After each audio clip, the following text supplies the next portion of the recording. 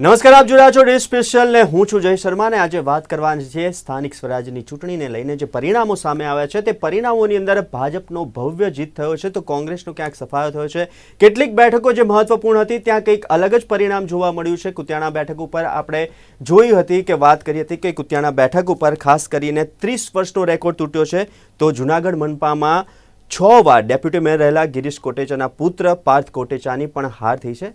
અને જો વાત કરવામાં આવે તો 68 નગરપાલિકા હતી જેમાં જૂનાગઢ મહાનગરપાલિકાના ચૂંટણીમાં પરિણામો જે આવ્યા છે તે પહેલાં કરતાં પણ અલગ જ આવ્યા છે। જે કહેવાતું હતું કે જૂનાગઢની સીટ ઉપર સૌ કોઈની નજર હતી અને જૂનાગઢની સીટની અંદર ભવ્ય વિજય થયો છે।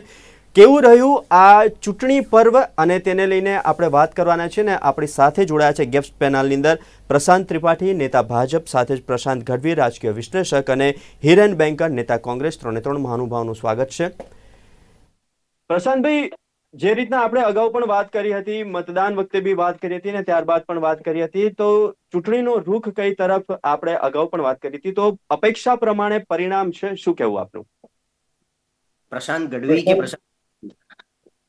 પ્રશાંત ગઢવી, રાજકીય વિશ્લેષક।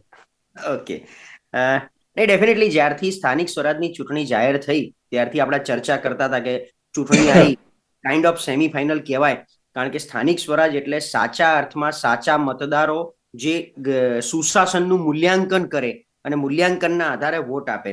કારણ કે પ્રાથમિક સુવિધા, પાયાની સુવિધા છેવાડાના માનવી સુધી, આ નગરપાલિકાના વ્યક્તિઓ સુધી, તાલુકા પંચાયતના મતદારો સુધી પહોંચી શકે કેમ એનું મૂલ્યાંકન થાય। એટલા માટે આ બહુ મોટી સેમીફાઇનલ હોય છે। આની અસર છે વિધાનસભા સુધી એટલા માટે જતી હોય છે કે આમાં જે પાર્ટી જીતતી હોય એનો દબદબો રહેતો હોય, એ લોકો જનતાની વચ્ચે રોજબરોજ જતા હોય છે અને જનતાના પ્રશ્નોનું નિરાકરણ લાવવાનો પ્રયત્ન કરતા હોય છે। જો લાવે તો જનતા ફરી પાછી ત્યાં અને એમને ઉપર સુધી લઈ જવાનો પ્રયત્ન કરે, અને જો ના લાવે અને વિપક્ષ મજબૂત હોય અને વિપક્ષ એનો ફાયદો ઉઠાવીને ચાન્સ પે ડાન્સ મારીને આફતને અવસર બનાવી અને લોકોનો અવાજ બની અને વિપક્ષ તરીકે અવાજ જો ઉઠાવે તો જનતા ભલે ત્યાં નીચે કોકને રાખે અને ઉપર વિપક્ષ મોકલતા હોય છે।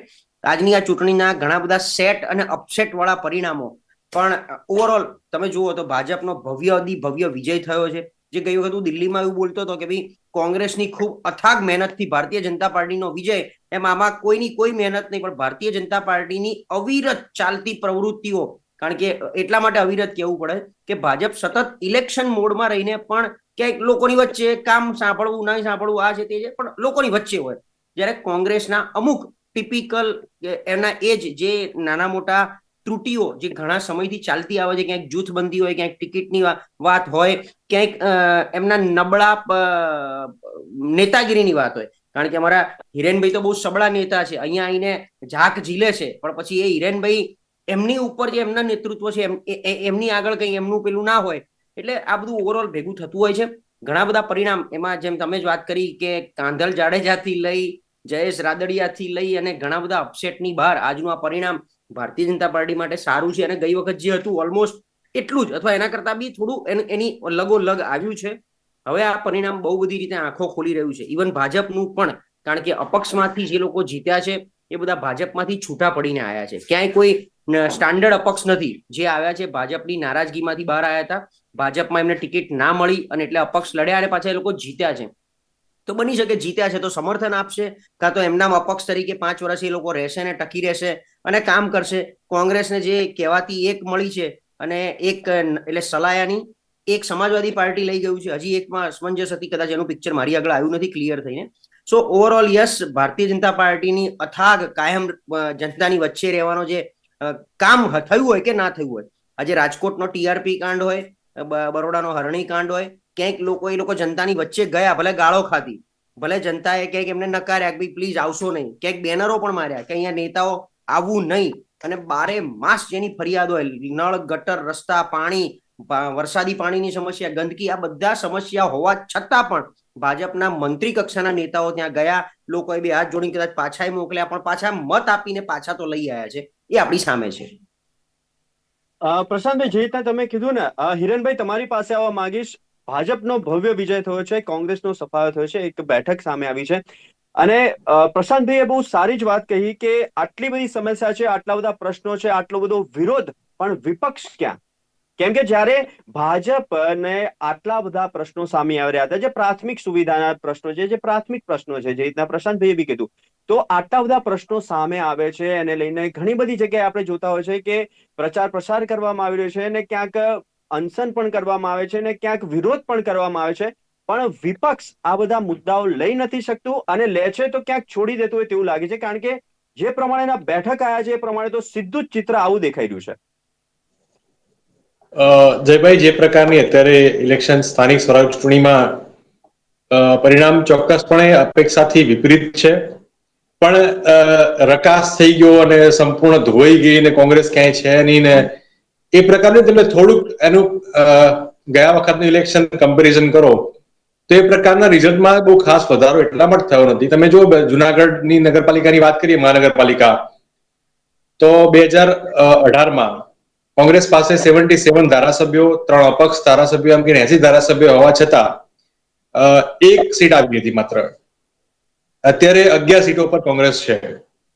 એ જ પ્રકારે તમે જો 2017 થી 2022 અને અત્યારે જ્યાં જ્યાં પણ અમારા સ્થાનિક નેતાઓ મજબૂત હતા, જેમ કે માણાવદર, તો ત્યાં જવાહરભાઈ ચાવડા ત્યાં અમારા મજબૂત નેતા હતા, ભાજપ ત્યાં લઈ ગયું, આજે માણાવદર મારી પાસે નથી.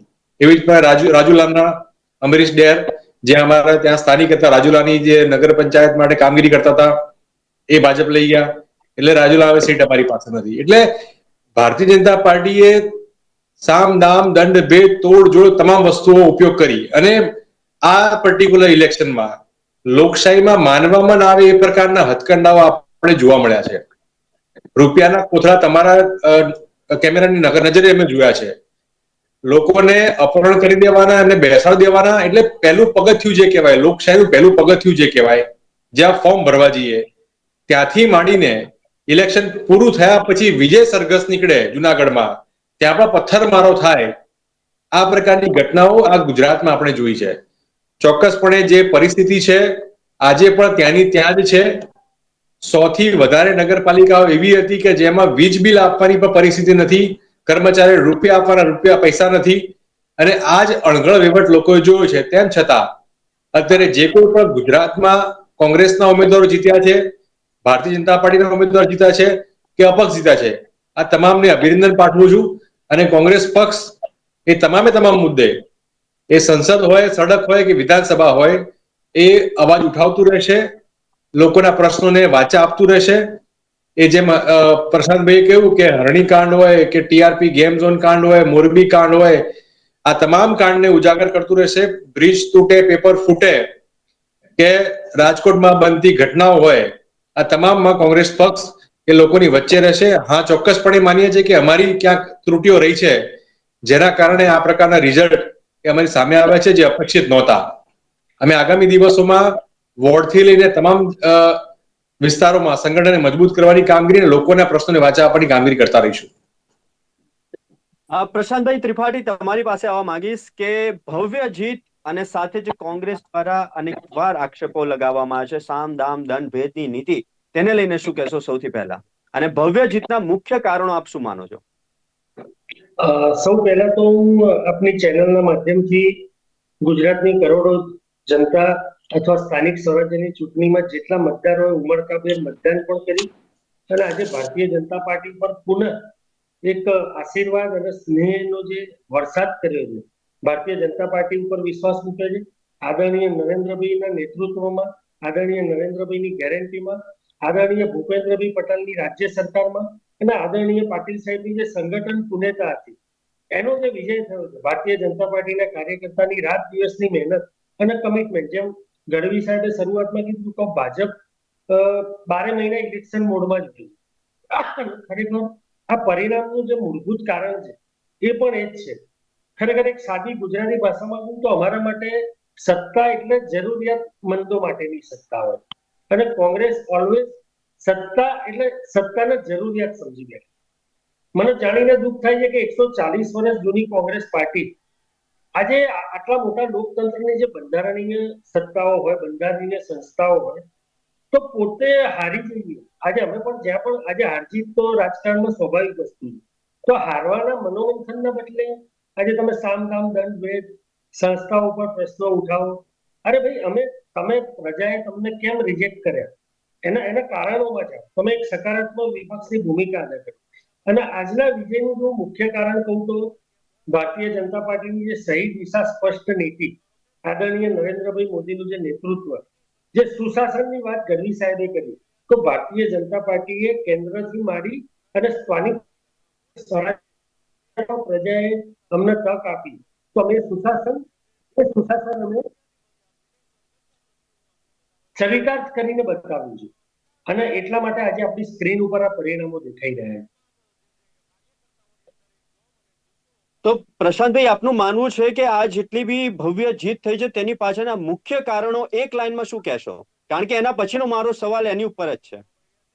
એક લાઈનમાં કહું તો આદરણીય નરેન્દ્રભાઈ મોદીનું નેતૃત્વ અને ડબલ એન્જિનની સરકાર, કે જે એવી અનેક યોજનાઓ જે છે જે કેન્દ્રમાંથી આવે છે. પહેલા રાજીવ ગાંધી એવું કહેતા હતા કે 1 રૂપિયો નીકળે તો 15 પૈસા જ પહોંચે છે. આજે ઊંધું થઈ ગયું છે. આજની રાજનીતિ, વિકાસની રાજનીતિ મોદી સાહેબે એવી બદલી નાખી કે 1 રૂપિયો ત્યાંથી નીકળે ને તો નીચે 1.25 રૂપિયો પહોંચે છે. કેમ?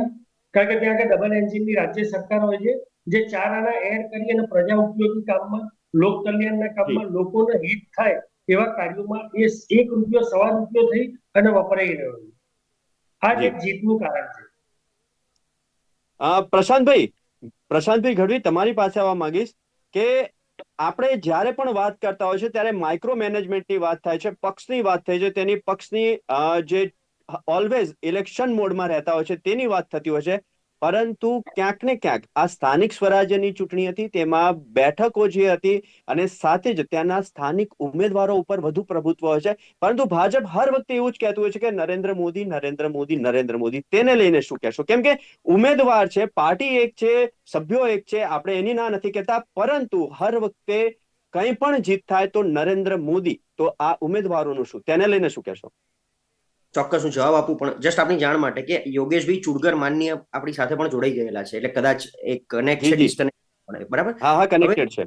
ઓકે, હવે આપે જે વાત કરી, આપણે સૌ જાણીએ છીએ કે ભારતીય જનતા પાર્ટી આખા દેશમાં એક જ ચહેરા ઉપર, જેમ સરપંચ થી લઈને સંસદ સુધીની કોઈ પણ ચૂંટણી હોય, એમનો મુખ્ય ચહેરો માનનીય નરેન્દ્રભાઈ મોદી છે. પ્રધાનમંત્રી છે, એમણે પોતે ભાજપને એક અલગ લેવલે લઈ ગયું છે. અને મોદી સાહેબની પણ એક એવી જ એક કાર્ય પદ્ધતિ પણ એવી છે કે છેક નીચે સુધી એમનો અવાજ, એમની વિચારધારા અને એમનો જ ફેસ લોકોએ આપવો, એ પ્રકારે આખી ભાજપના મોલ્ડ કરી દીધી છે. એ કોઈ પણ ચૂંટણી હોય, અને એટલે બીજી કોઈ પણ જગ્યાએ, જિલ્લા પંચાયત, તાલુકા પંચાયત છોડો, વિધાનસભા કે લોકસભામાં પણ એ પક્ષના નેતા કે કોઈ ચહેરો જાહેર કરતા નથી. માત્ર મોદીના ચહેરા પર ચૂંટણી લડાય છે. એ રાજ્યની વિધાનસભા હોય, તમે રાજસ્થાન જોઈ લો, મધ્યપ્રદેશ જોઈ લો, કે ઇવન ગુજરાત જોઈ લો. ગુજરાતમાં ભલે ભૂપેન્દ્રભાઈ મુખ્યમંત્રી હતા, પણ કહેવાય શું કે ભાઈ મોદીના ચહેરા ઉપર ચૂંટણી લડાઈ રહી છે. અને હવે ઘણી જગ્યાએ એવું થયું છે, મત પણ મોદીના ચહેરા ઉપર મળે છે ભારતીય જનતા પાર્ટીને. ભાજપના કાર્યકરો ડેફિનેટલી, મને ભાજપના કાર્યકરો પ્રત્યે થોડો વધારે એટલા માટે, એટલે જેમ કોંગ્રેસના મિત્ર પણ આપણી સાથે હતા, પણ એમની, એટલે હું એવું તો ન કહું એમની દયા આવે છે, પણ એમનું કાર્ય પદ્ધતિ જોઈને મને એમની પીઠ થાબડવાની ઈચ્છા થાય. કારણ કે સતત પ્રોગ્રામો, નરેન્દ્રભાઈ મુખ્યમંત્રી હતા અને પછી પ્રધાનમંત્રી બન્યા, એટલા બધા નાના નાના ઝીણા કાર્યક્રમથી લઈને મોટા વિશાળ કાર્યક્રમો, એ લોકોને એટલી બધી જવાબદારીઓ, ભાઈ બસો ભરીને માણસો લાવજો, કાર્યકરો લાવજો, અહીંયા આ જઈ આવો, હર ઘર મેરા બૂથ, હર બૂથ મેરા ઘર, હર પરિવાર મેરા પરિવાર, ઝંડો આપી આવો, આમ આપી, એટલા બધા કામ હોય છે. અને તો આ કાર્યકરો કરે છે, કઈ મળે કે ના મળે. 40 વર્ષ જૂના કાર્યકરો કોર્પોરેશન ના લડ્યા હોય, આજના આવેલા કોંગ્રેસી ધારાસભ્ય થઈ જાય, મંત્રી થઈ જાય, પણ તોય બિચારા ભારતીય જનતા પાર્ટીના કાર્યકરો મૂંગા મોઢે આ કામ કરે છે. એટલે એક તો એમની ઉપર મને ખૂબ, અને એ એટલા માટે કે બધાને પાછો ક્યાંક નરેન્દ્રભાઈ મોદી ઉપર ભરોસો છે કે આ માણસ છે ત્યાં સુધી દેશમાં આપણી સત્તા ટકી રહેશે, જળવાઈ રહેશે, અને એટલા માટે બધી જગ્યાએ એમનો ચહેરો ચાલે છે. સ્થાનિક ચહેરો ડેફિનેટલી આ નગરપાલિકાની ચૂંટણીમાં હોવો જોઈએ, કારણ કે સ્થાનિક સ્વરાજ એટલે સ્થાનિક નેતાના આધારે, સ્થાનિક ચહેરાના આધારે અને સ્થાનિક મુદ્દાના આધારે લડાતી ચૂંટણી છે. લોકોને રોજબરોજના નાના નાના પ્રશ્નો, પછી ગંદકીના હોય, ક્યાંક નળ પાણી ગટર રસ્તાના હોય, સ્ટ્રીટ લાઇટના હોય, નગરપાલિકાને લઈને ક્યાંક પ્રાથમિક સુવિધાઓના હોય, પાણી, પીવાના પાણી ટેન્કરની વાત હોય, ક્યાંક નદી કે સ્મશાનની વાત હોય, પ્રસૂતાને હોસ્પિટલ પહોંચાડવાની વાત હોય, આ બધી નગરપાલિકાની બેઝિક જવાબદારીઓમાં આવતી વસ્તુઓ છે, જેમાં ક્યાંક સ્થાનિક લોકો ન નિભાવી શકતા હોય પણ છેલ્લે મોદી પર ભરોસો હોય કે દેશવ્યાપી કંઈક એવું કરશે અથવા દેશ માટે કંઈક એવું કરશે, જ્યાં સ્થાનિક મુદ્દા દબાઈ જતા હોય છે. એટલા માટે એમનો એકમાત્ર ચહેરો આ છે. જેવી રીતે અત્યારે કોંગ્રેસનો મુખ્ય ચહેરો રાહુલ ગાંધી આખા દેશમાં, એમ અહીંયા ભાજપમાં નરેન્દ્ર મોદી છે. પણ કોંગ્રેસમાં સ્થાનિક સ્તરે પણ એવા ચહેરા નથી હોતા જેટલા કદાચ ભારતીય જનતા પાર્ટી પાસે જે ફોજ છે કાર્યકરોની અને બધી જગ્યાએ જે જવાબદારીઓ આપે છે. આ તમે જુઓ, નગરપાલિકાની ચૂંટણી હતી પણ અમદાવાદ શહેરના ઘણા ધારાસભ્યો, ઘણા નેતાઓ પણ ક્યાંક નગરપાલિકામાં લાગી ગયા હતા. એમાં જવાબદારી. જી કન્ટિન્યુ કરો આપ. તો પ્રશાંતભાઈ, યોગેશભાઈ જોડાઈ ગયા છે. યોગેશભાઈ, આપની પાસે આવીશ.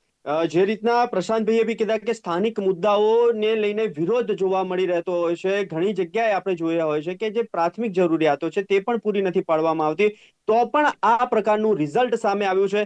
જ્યારે કોંગ્રેસ કહે છે જોડતોડની નીતિ સાથે અપનાવે છે, સામદામ દંડભેદ, પરંતુ સપાની 2 સીટ સામે આવી છે, તેને લઈને શું કહેશો? અત્યારે સ્થાનિક સ્વરાજની ચૂંટણીઓ થઈ, એમાં મુખ્ય પ્રશ્ન એ હોવો જોઈએ કે નગર, નળ, ગટર અને રસ્તા, અને એ મુદ્દા ઉપર જ આખી ચૂંટણી લડાવવી જોઈએ. પરંતુ કોઈને કોઈ કારણસર બંને પક્ષોએ એ મુદ્દાને બાજુમાં મૂકીને પોતાના રાષ્ટ્રીય નેતાઓના નામે ચૂંટણી લડવાનો પ્રયત્ન કર્યો. નરેન્દ્રભાઈની છબી જે છે એ તો દરેકના દિલમાં વસી ગઈ હોય, અને ગુજરાતના પનોતા પુત્ર આજે દેશનું સુશાસન ચલાવી રહ્યા હોય, સારી સારી યોજનાઓ, વિકાસ યોજનાઓ વગેરે કરી રહ્યા હોય, પરંતુ કોંગ્રેસ તરફથી છેલ્લા 30 વર્ષથી ગુજરાતમાં સત્તા પર ન હોવાને કારણે, અથવા તો ગમે તે કારણે 30 વર્ષથી એક જ બાજુ વગાડી રહ્યા છે કે સામ દામ દંડથી આ લોકો શાસન કરી રહ્યા છે. અરે પણ 30 વર્ષથી તમે લોકોએ કર્યું શું?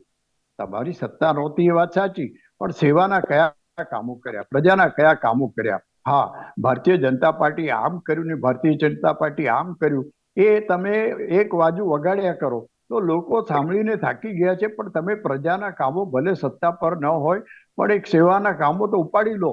ધારો કે કોઈ જગ્યાએ કોઈ મુશ્કેલી હોય, કોઈ વડીલ હોય, વૃદ્ધજન હોય, એને સારવારની જરૂર હોય, તો તમે ત્યાં પહોંચી ગયા હો અને એને હોસ્પિટલ સુધી પહોંચાડ્યા હોય, અથવા તો બીજી કોઈ મદદ કરી હોય, એવા દાખલા મારી નજરે તો દેખાય. જ્યારે ભારતીય જનતા પાર્ટીના, જેમ પ્રશાંત ગઢવીએ કહ્યું એ પ્રમાણે, એમને કોર્પોરેશનની અથવા તો એવી કોઈ ટિકિટ ના મળી હોય, કોઈ હોદ્દો ના મળ્યો હોય, પણ છતાં આવો કોઈ પ્રસંગ હોય ત્યારે ભારતીય જનતા પાર્ટીના કાર્યકરો ત્યાં આગળ ભેગા થઈ જાય છે અને મદદ કરતા હોય છે. મેં તો મારી નજીકની સોસાયટીમાં જોયેલું કે એક આવો બનાવ બન્યો ત્યારે ભારતીય જનતા પાર્ટીના કાર્યકરો ત્યાં આગળ ભેગા થઈને એમ્બ્યુલન્સ બોલાવીને જે તે માણસને સારી સારવાર મળે એ માટેના પ્રયત્નો કર્યા. પોતાની જે કંઈ ઓળખાણ હતી અથવા આર્થિક મદદ કરવાની હતી એ પણ કરતા હોય એવું મેં જોયેલું છે. એટલે કોંગ્રેસના કોઈ કાર્યકરો આવી રીતે આવતા જ નથી. શક્ય છે કે કદાચ કોંગ્રેસ પાસે કાર્યકરો જ નથી કે જે આવી જગ્યાએ આવી જાય. અને ચૂંટણીની વાત હોય ત્યારે તો શું છે કે દિલ લગાવીને કામે લાગી જવું જોઈએ. જેમ ભારતીય જનતા પાર્ટી 12 મહિના 24/7 by 365 days હંમેશા એ લોકો કામમાં ને કામમાં હોય છે, ચૂંટણીને ધ્યાનમાં રાખીને અથવા તો લોકોના કામ કરવાની, અથવા તો સરકારે યોજનાઓ જાહેર કરી હોય એ યોજનાઓ લોકો સુધી પહોંચાડવા માટે. હમણાં 70 વર્ષથી ઉપરના વડીલો માટે આયુષ્માન કાર્ડ કાઢવાની યોજના હતી, ત્યારે ભારતીય જનતા પાર્ટીના કાર્યકરોએ ઠેર ઠેર કેમ્પ લગાવીને આવા આયુષ્માન કાર્ડ કઢાવવા માટે વડીલોને મદદ કરી હતી. મારી સોસાયટીમાં તો કાર્યકરો આવીને ઘેર ઘેર પૂછી જતા હતા કે 70 વર્ષથી ઉપરના કોણ છે, ચલો અમે તમને કાર્ડ કઢાવી આપ્યું. એક પણ કોંગ્રેસી કાર્યકર આ બાબતે દેખાયો નથી. તો આ કામ તો તમે કરી શકો ને. 70 વર્ષથી ઉપરના વડીલોને શોધીને, શક્ય હોય તો વાહનની વ્યવસ્થા કરીને એમને જે તે જગ્યાએ લઈ જાઓ અને આવું કાર્ડ કઢાવો. આ કામ તો તમે કરી શકો ને. તમારી પાસે આમાં સત્તાની કોઈ જરૂર નથી, પણ સેવાની ભાવના, લોકોનું કામ કરવાની ભાવના કોંગ્રેસના કાર્યકરો પાસે નથી. અથવા મને કહેવા દો કે કોંગ્રેસના કાર્યકરોની અત્યારે ખૂબ જ ખોટ છે અથવા તો ઓછા છે એ કાર્યકરો શોધવા જ મુશ્કેલ છે. તો હવે આ ચૂંટણીમાં અત્યારે જ્યારે ચૂંટણી સ્થાનિક સંસ્થાની ચાલી રહી છે ત્યારે જે તે નગરપાલિકામાં 68માંથી 60 નગરપાલિકાઓ જો ભારતીય જનતા પાર્ટી સર કરી શકતી હોય તો એમના સ્થાનિક ચહેરાઓ કોઈક ને કોઈક તો હશે કે જે ત્યાં આગળ કામ કરતા હશે અને લોકો સુધી પહોંચ્યા હશે. એવા કોંગ્રેસના નામ દઈ શકાય એવા કોઈ ચહેરાઓ લોકો સુધી પહોંચ્યા હોય એવું મને જાણવા મળ્યું નથી, અથવા તો ઘેર ઘેર પત્રિકાઓ પહોંચાડવી. અને મને ખબર છે કે સાણંદની અંદર અથવા એની આજુબાજુના ગ્રામ્ય વિસ્તારમાં તાલુકા પંચાયતમાં ત્યાંના કાર્યકરો 4 વાગે ખબર પડી કે મતદાનની ટકાવારી ઓછી છે તો ઘેર ઘેર જઈને મતદારોને બહાર કાઢીને કે ચાલો ભાઈ હજુ 6 વાગ્યા સુધી મતદાન છે તો તમે આવી જાઓ, મતદાન કરો. આ જાતનું કામ તો કમસે કમ દરેક કાર્યકર કરી શકે. આમાં કોઈ સત્તાની જરૂર નથી. એટલે 30 વર્ષથી સત્તામાં ન હોવા છતાં કોંગ્રેસ કોઈ બોધપાઠ નથી લેતી અને લોકો વચ્ચે આવતી નથી. હા, માનનીય રાહુલ ગાંધીના નામે બધી વાતો કરવામાં આવે છે, પણ રાહુલ ગાંધી એમની જગ્યાએ છે, રાષ્ટ્રીય કક્ષાએ છે, અને ત્યાં પણ કેટલી સફળતા મેળવી છે એક મોટો ક્વેશ્ચન માર્ક છે. દિલ્હીની હેટ્રિકની આપણે વાત ના કરીએ, પણ બીજા કયા રાજ્યોમાં કોંગ્રેસ પોતાનો દંડો જમાવી શકી છે? એટલે આ રીતે મૂળ વાત કોંગ્રેસ આત્મમંથન કરવાની દર વર્ષે વાત કરતી હોય છે. દરેક ચૂંટણીમાં હારી જાય ત્યારે આ વાત કરતી હોય છે, પણ આત્મમંથન કર્યા બાદ એમાંથી શું પરિણામ આવ્યું એ જોવા નથી મળતું. એટલે કોંગ્રેસે પોતે હવે મજબૂત થવાની જરૂર છે. એમનું સંગઠન મજબૂત કરે. જેવી રીતે ભારતીય જનતા પાર્ટી પાસે RSS ના કાર્યકરો છે, એવી રીતે કોંગ્રેસ પાસે આવું કોઈ યુથ અથવા તો સેવાદળ જે અગાઉના જમાનામાં બહુ જાણીતું હતું એવું કશું જ જોવા નથી મળતું. એટલે એ જો ન થાય તો કોંગ્રેસની આની આ જ દશા ભવિષ્યમાં થશે અને ભારતીય જનતા પાર્ટીનો ઝંડો, ભગવો ઝંડો ફેલાયા કરશે.